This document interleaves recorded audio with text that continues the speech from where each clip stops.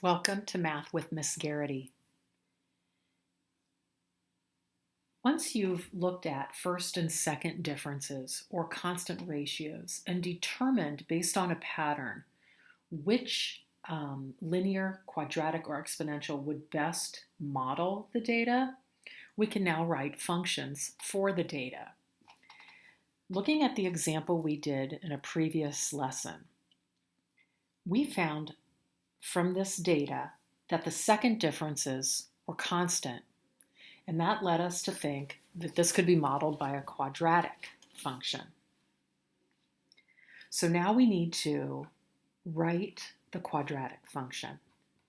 And if you think about standard form, the a value is half of that second difference.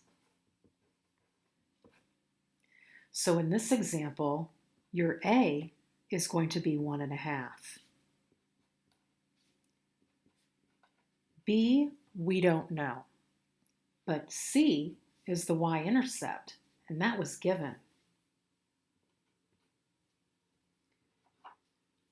So here we're closer to writing the actual model for this data.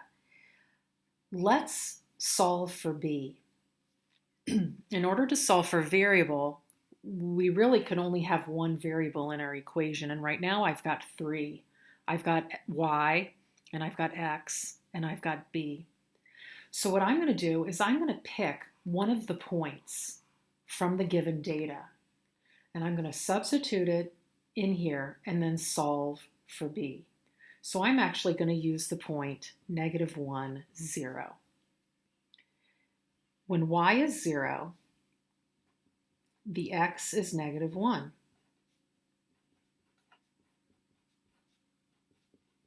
So by substituting 0 for y and -1 in for all my x's, I've just made an equation with only one variable. So now I'm going to go ahead and simplify this using the order of operations.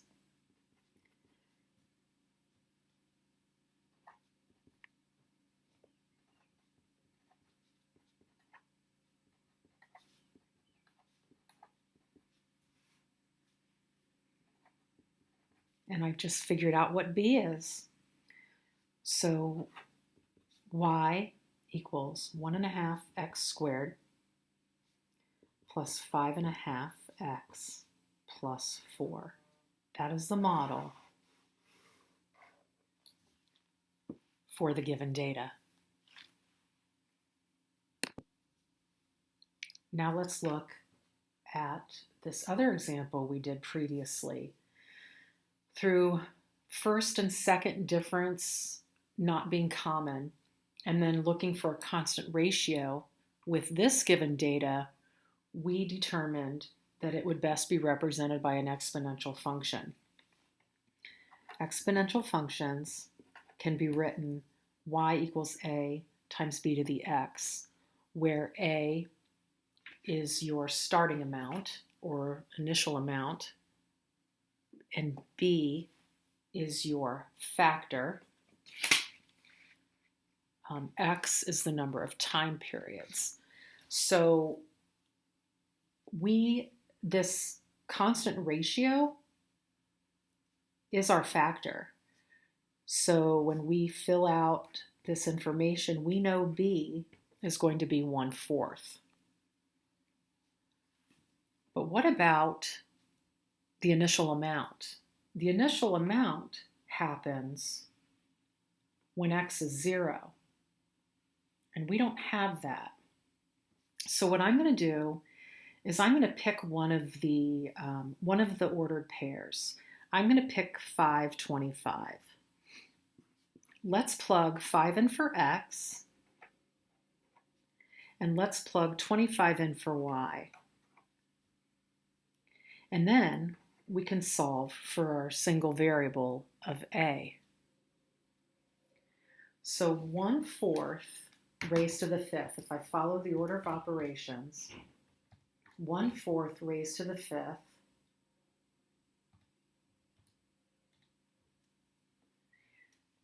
25 equals A times 1 over 1024. So now I need to get A alone.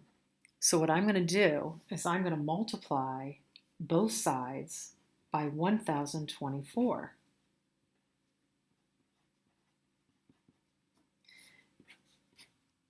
So I have 1024 times 25, and my leading amount, initial amount, is 25,600.